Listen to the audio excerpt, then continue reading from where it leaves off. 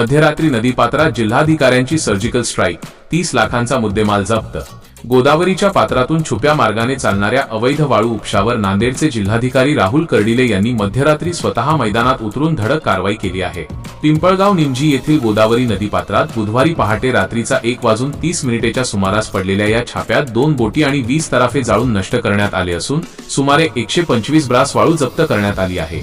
या संपूर्ण कारवाईत तब्बल 30 लाख रुपयांचा मुद्देमाल जप्त करण्यात आल्याने वाळू माफिकांचे धाबे दणाणले आहेत। थरारक कारवाई।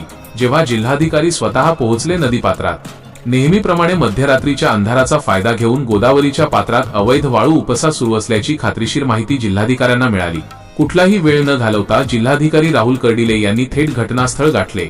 नदीपात्रात सुरू असलेला बेकायदेशीर प्रकार पाहताच त्यांनी तातडीने तहसीलदार संजय वारकड यांना पाचारण केले। त्यानंतर महसूल आणि पोलीस प्रशासनाने संयुक्तपणे चक्र फिरवून या अवैध अड्ड्यावर थेट हल्ला चढवला। कारवाईचा मुख्य लेखाजोखा, स्पॉट रिपोर्ट।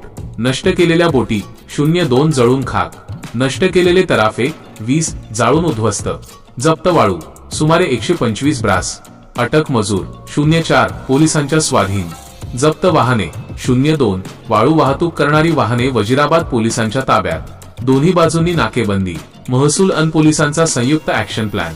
कारवाई दरम्यान वाळू माफिया पळून जाऊ नयेत म्हणून नदीच्या दुसऱ्या बाजूने हालचालींवर लक्ष ठेवण्यासाठी लिंबगावचे सहाय्यक पोलीस निरीक्षक बोधनकर यांनाही सतर्क करण्यात आले होते। या धडक मोहिमेत सामील असलेले अधिकारी व कर्मचारी, महसूल विभाग, तहसीलदार संजय वारकड, मंडळ अधिकारी सय्यद मोहसिन, तलाठी माधव भिसे, सरपे मारुती श्रीरामे, वानोळे डॉक्टर जोशी, मारुती कदम, राजेश बरोडा आणि कोतवाल बालाजी सोनटक्के। पोलीस विभाग, नांदेड ग्रामीणचे पोलीस निरीक्षक ओमकांत चिंचोलकर, श्री केंद्रे, श्री मठवाड, पोलीस उपनिरीक्षक श्री कृष्ण येलमटे व कर्मचारी। वाळू माफियांनो सावधान, जिल्हाधिकाऱ्यांचा थेट इशारा। या मोठ्या कारवाईनंतर जिल्हाधिकारी राहुल कर्डिले यांनी स्पष्ट शब्दांत ताकीद दिली आहे की अवैध वाळू उत्खनन आणि वाहतुकीविरुद्ध प्रशासनाची ही मोहीम यापुढेही अधिक तीव्रतेने सुरू राहील। नियमांचे उल्लंघन करणाऱ्यांची गय केली जाणार नाही आणि त्यांच्यावर कठोर कायदेशीर पावले उचलली जातील।